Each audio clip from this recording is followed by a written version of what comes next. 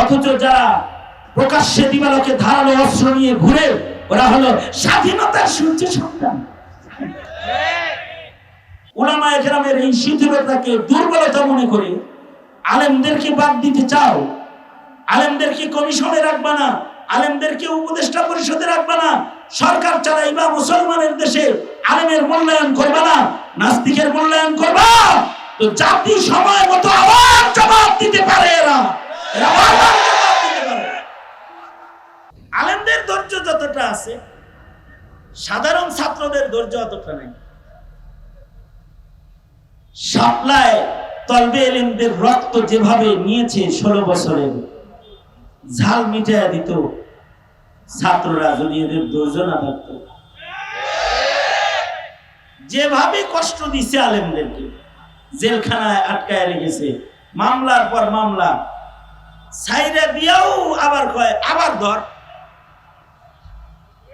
মানে অত্যাচারের উপরে অত্যাচার। তারপরেও এদেশের আলেমরা গণভবনে যায় নাই, কিন্তু ধৈর্য কম ছাত্রদের।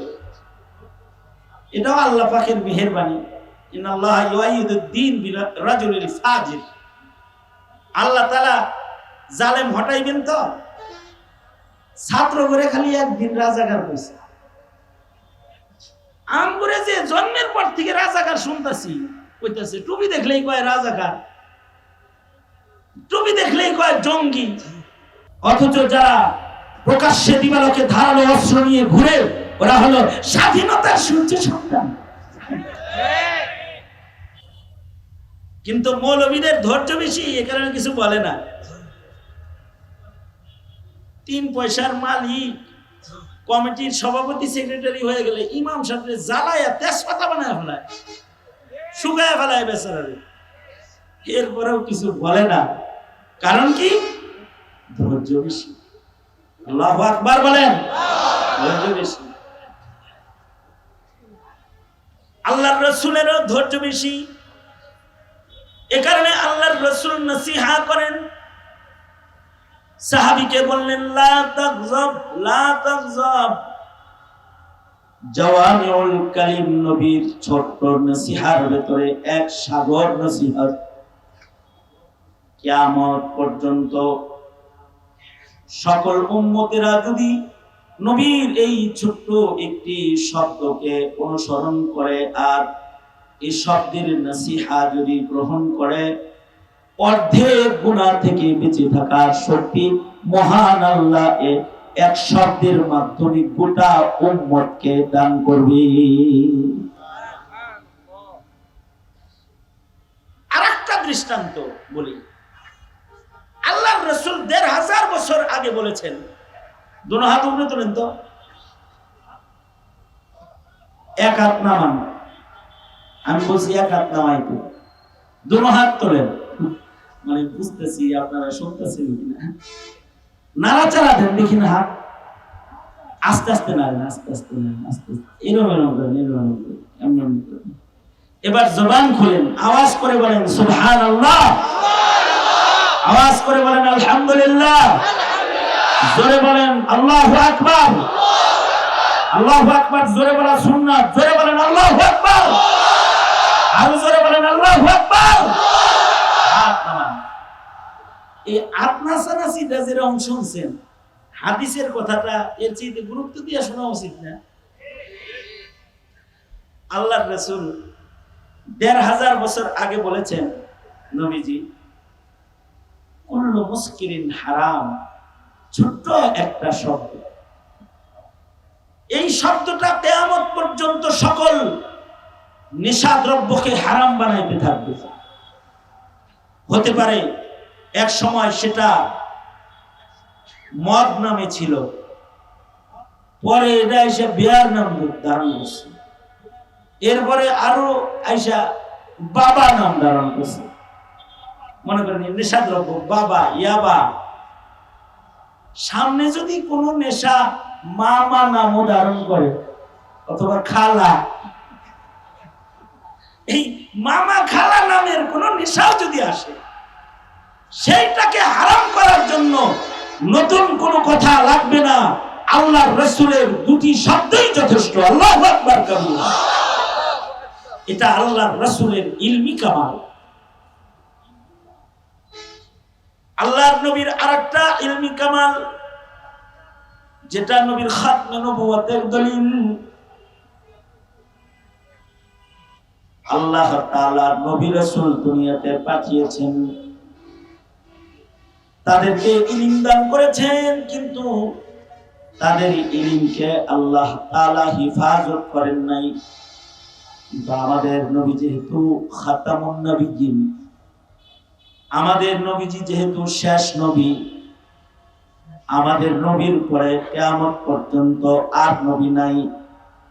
সঙ্গত কারণে সব নবী রাসূলদের ইলম হারিয়ে গেছে বটে, কিন্তু তার বন্ধু খাতামুন নবিয়্যিন রাহমাতুল লিল আলামিনের ইলম, এটা দুনিয়া থেকে কেউ মিটাইতে পারবে না। কিয়ামত পর্যন্ত নবীর ইলম জমিনে হিফাজত করার জিম্মা মহান আল্লাহ নিজে গ্রহণ করেছেন। ইলম থাকবে। ১৫০০ বছর আগে কোরআন যেমন ছিল এখনো তেমনি আছে, ইসরাফিলের বাঁশি বাজা পর্যন্ত তেমনি থাকবে। আল্লাহু আকবার জোরে করে বলেন। কারণ নবী খাতামুন নবিয়্যিন, কিয়ামত পর্যন্ত মানুষের নবীর ইলম, কিয়ামত পর্যন্ত নবীর উম্মতকে পথ দেখাইতে থাকবে। আর একটা আশ্চর্য বিষয়, আজকাল তো খালি মৌলবী মাইনাস করো, তবলিগীরা কয় মোল্লা মাইনাস। চিল্লা লাগবো, মোল্লা লাগবো না। কিছু তবলিগীরা বলে সাল লাগবো, মাল লাগবো না। ইলম যে একটা মাল, এটা লাগে না, সাল লাগে। মোল্লা মাইনাস আমল। খানকা যারা করে, খানকা এখন এক সময় আলেম দিয়ে খানকা হতো, এখন গরু ছাগল দিয়েও খানকা হয়। শুধু গরু ছাগল না, খানকি দিয়েও খানকা হয়। নাচ আর গান আর বাদ্য দিয়েও এখন খানকা হয়। আলেম মাইনাস। সর্বোপরি দেশ যারা চালায়, এক সময় যারা দেশ চালাতো তারা মৌলবীর কাছ থেকে জিজ্ঞাসা করে করে দেশ চালাইতো। এটা ইতিহাস। রাজা বাদশাদের ইতিহাস পড়ো, ইসলামের ইতিহাস পড়ো। মুসলিম দেশের মুসলিম রাজারা নাস্তিকদের সাথে বুদ্ধি করে দেশ চালাতো না, তারা দেশ চালাইতো আলেমের সাথে বুদ্ধি করে। কিন্তু আজব আমল, আজগবি যুগ, এখন মোল্লা মাইনাস। এ কারণে যারা দেশ চালায় তারা উপদেশটাতেও আলেম নিতে রাজি না, নাট্যকার নিতে রাজি, নাস্তিক নিতে রাজি, শাহবাগীরে নিতে রাজি, আলেম নিতে রাজি না। তার মানে কি? আলেম মাইনাস, আলেমরে বাদ দাও। শিক্ষা কমিশন গঠন করবে 17 কোটি মুসলমানের দেশের শিক্ষা কমিশন, এখানে মোল্লা মাইনাস কর্মসূচি, নাস্তিক প্লাস মোল্লা মাইনাস, মৌলবীরে রাখা যাবে না। আসল কথা হলো আলেমদেরকে আসলে ভয় পায়। আলেমদেরকে কি কয়? ওরা যে বলে না যে এরা এই অশিক্ষিত, মৌলবীদেরকে অশিক্ষিত বলতে চায়, বুঝাইতে চায় আমাদের মতো শিক্ষিত লোকের সাথে হের মতো মোল্লা চলে না। আসলে একটা মোল্লার সাথে তোমার মতো 24টা শিক্ষিত চলে না। আসলে কিন্তু ভয় পায়। ভয় পাওয়ার একটা কারণ আছে, কারণ শয়তানের কাছে আবেগ যতটা ভয়ঙ্কর, তার চাইতে অনেক বেশি, 1000 গুণ বেশি ভয়ঙ্কর হলো শয়তানের কাছে আলেম। কথাটা আমার না, কথাটা জাওয়ামিউল কালিম নবীর কথা। আল্লাহর রাসূল বলেন, ফাকিহুন ওয়াহিদুন আশাদ্দু আলা শাইতানি মিন আলফি আবিদিন। আল্লাহর রাসূল বলেন 1000 সিল্লা সালওয়ালারে শয়তান যত ভয় না পায়, একটা মৌলবীরে তার চেয়ে বেশি ভয় পায়। কে বলেছে? এই কথা বলেন না, কে বলেছে? আল্লাহর রাসূল বলেছেন, একজন ফকিহ, একজন আলেম দ্বীন 1000 আবিদের চাইতে শয়তানের উপরে বেশি প্রভাব রাখে। কারণ আলেমের কাছে ইলম আছে, ফাঁক ফোকর দিয়া নাজায়েজ কথাও বলা যায় না।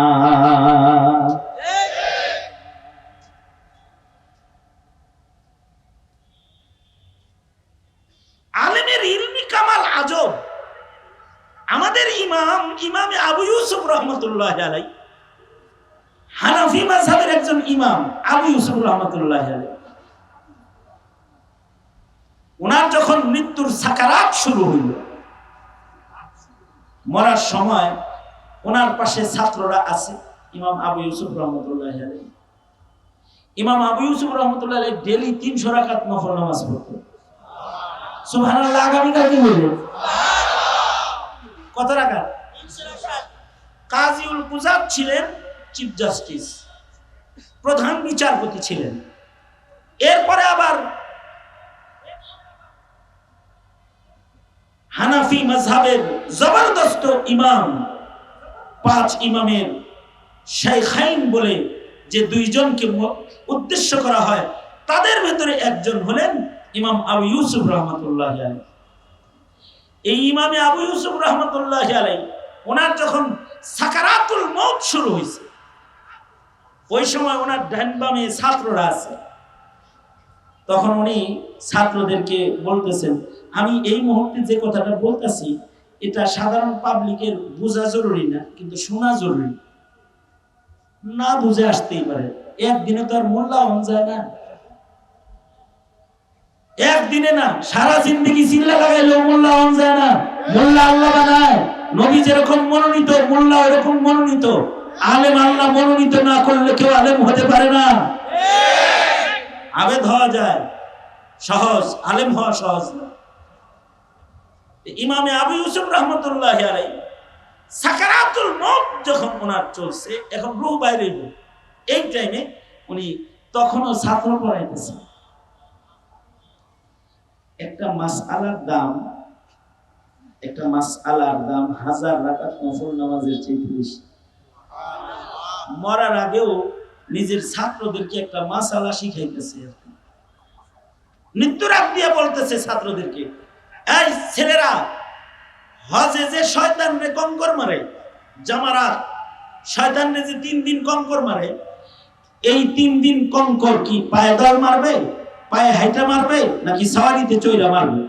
এটা হলো ইমাম আবু ইউসুফের প্রশ্ন। হেদায়ার হাসিয়াতেও ঘটনাটা আছে। তো ইমামে আবু ইউসুফ রহমতুল্লাহ আলাইহির প্রশ্ন, ছাত্রদের কেউ বলল যে পায়ে দল মারবে, কেউ বলে সাওয়ারিতে মারবে। ইমামে আবু ইউসুফ বললেন, না, যেই রমির পরে রমি আছে, অর্থাৎ 3 দিন শয়তানকে কঙ্কর মারা লাগে, 2 দিন পায়ে দল মারবে। যেই রমির পরে দোয়া আছে, ওই রমি পায়ে হাইটা মারবে। আর যে রমির পরে রমি নাই, দোয়া নাই, এই রমিটা সাওয়ারিতে চইরা মাইরা চলে যেতে পারবে। মাসালাটা শিখাইবে। একদিক দিয়ে মাসআলা শিখানো শেষ হলো, আর একদিক দিয়ে ইমাম আবু ইউসুফের রূহ কবজ হয়ে গেল, চলে গেল।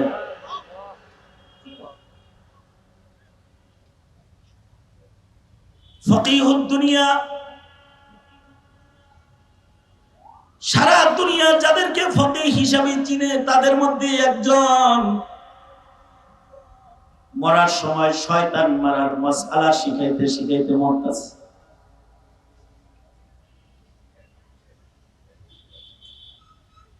আনোয়ার শাহ কাশ্মীরি রহমাতুল্লাহি আলাইহি শারিহুল বুখারী ওয়া তিরমিজি, আনোয়ার শাহ কাশ্মীরি রহমাতুল্লাহি আলাইহি বলেন, আসলে ইমাম আবু ইউসুফ রহমাতুল্লাহি আলাইহি ওনার রূহ কবজ করার জন্য আজরাইল যখন আসছে, আজরাইলকে যেমন উনি দেখতেছিলেন, ওনার ঈমান নেওয়ার জন্য যে শয়তান আসছে, শয়তানকেও উনি খাড়া দেখতেছিলেন। শয়তান রে যাইতে কয় না, শয়তান যেন কাছে না আসে। মৃত্যুর সময় নিজের ছাত্রদেরকে শয়তান মারা শিখাইতেছে, যে পায়ে হাইটা 2 দিন কঙ্কর মারবি, সরিতে 1 দিন কঙ্কর মারতে পারবি, কঙ্কর মারা শিখাইতেছেন। আর ইবলিসকে বুঝাইতেছেন কাছে আসিস না, আমি কিন্তু ইব্রাহিমের ছেলে, আইবি তো কঙ্কর মাইরা কিন্তু জিন্দেগি খতম করে ফেলাম। একদিক দিয়ে মাসআলা শিখাইতেছেন, মাসআলার দাম নামাজের মতো ইবাদতের চেয়ে বেশি। আর একদিকে মৃত্যুর সময় শয়তান মারার মাসআলা শিখায়া শয়তান তাড়াইতেছেন, শয়তানকে ভয় দেখাইতেছেন। ফকিহুন ওয়াহিদুন আশাদ্দু আলা শাইতানি মিন আলফি আবিদিন। আলেমের কাছে তো ইলম আছে, তার কর্মকাণ্ড, তার পদক্ষেপ এটা সাধারণদের মতো না, এটা একটু আলাদা। এটার কারণ হলো তার ইলমি কামাল। কিন্তু এখন তো আলেম মাইনাস কর্মসূচি, আলেমরে মাইনাস করে। একটা জমানা ছিল আলেম না হইলে গুরুস্থানেও জায়গা পাওয়া যেত না, একটা জমানা ছিল। টাকা পয়সা খরচ করে বিদেশ তো অনেকেই সফর করো, যাও উজবেকিস্তান সফর করে আসো। উজবেকিস্তানে একটা কবরস্থান আছে, ওখানে লেখা আছে, গুরুস্থানে সাইনবোর্ড দেওয়া থাকে, এক সময় ছিল গুরুস্থানে সাইনবোর্ড, যে এই গুরুস্থানে যাকে তাকে ঢুকাইবে না, এটা ওসিয়ত নামার ভিতরে লেখা ছিল। ঢাকা জাহাঙ্গীরনগর বিশ্ববিদ্যালয়ের গেটে লেখা দেখলাম একবার, যে ছাত্রলীগ ঢোকা নিষেধ। আমি এমনি যা লেখা দেখছি তাই কইতাছি, কিন্তু কি লেখা? ভালো করে কও, কই লেখা? বিশ্ববিদ্যালয়ের গেটে লেখা ছাত্রলীগ প্রবেশ নিষেধ। ঢাকা বিশ্ববিদ্যালয়ের কয়েকটা হলেও লেখা দেখছি, স্বাধীনতার পর লেখা দেখছি ছাত্রলীগ ঢোকা নিষেধ। এখনো আছে কিনা আল্লাহ জানে। উৎপাতে এগুলো লিখে দিছে। এক সময় গুরুস্থানে লেখা থাকতো জাহেল কবরস্থানে ঢোকা নিষেধ, এখানে ঢুকতে হলে 1 লক্ষ হাদিস মুখস্থ থাকতে হবে, তারপরে কবরস্থানে জায়গা পাবে, এটা লেখা থাকতো। গুরুস্থানের নাম মাকবারায়ে মুহাম্মাদিয়া। 2টা শর্ত, কবরস্থানে কেউ ঢুকতে চাও নাম মুহাম্মদ হইতে হবে, 2য় নাম্বার শর্ত 1 লাখ হাদিস সনদ সহ মুখস্থ থাকতে হবে। তোমরা বাচ্চা গেছ, এই দেশের মৌলবীরা ওই পুরান ইতিহাস বইলা বইলা জাতিরে সচেতন করে নাই। যদি সচেতন করত, আর যদি গুরুস্থান অক্ষকারীরা খালি লিখতো, আজিমপুর গুরুস্থানে যদি লেখা থাকতো বেনামাজি ঢোকা নিষেধ, খালি যদি লেখা থাকতো যারা নামাজ পড়ে না কবরের জায়গা তালাশ করে পাইতো না বাংলাদেশে। এত সোজা না। আমরা এ সকল সরলতা প্রদর্শন করেছি জাতির স্বার্থে। এ কারণে ফাঁসি লইয়া মরছে, হেরেও গুরুস্থানে জায়গা দেয়। এটা আমাদের শিথিলতা। আল্লাহ যদি কোনো কারণে তাকে মাফ করে, এ কারণে শিথিলতা উলামায়ে কেরামের এই শিথিলতাকে দুর্বলতা মনে করে আলেমদেরকে বাদ দিতে চাও, আলেমদেরকে কমিশনে রাখবা না, আলেমদেরকে উপদেষ্টা পরিষদে রাখবা না, সরকার চালাইবা মুসলমানের দেশে, আলেমের মূল্যায়ন করবা না, নাস্তিকের মূল্যায়ন করবা, তো জাতি সময় মতো আবার জবাব দিতে পারে। এরা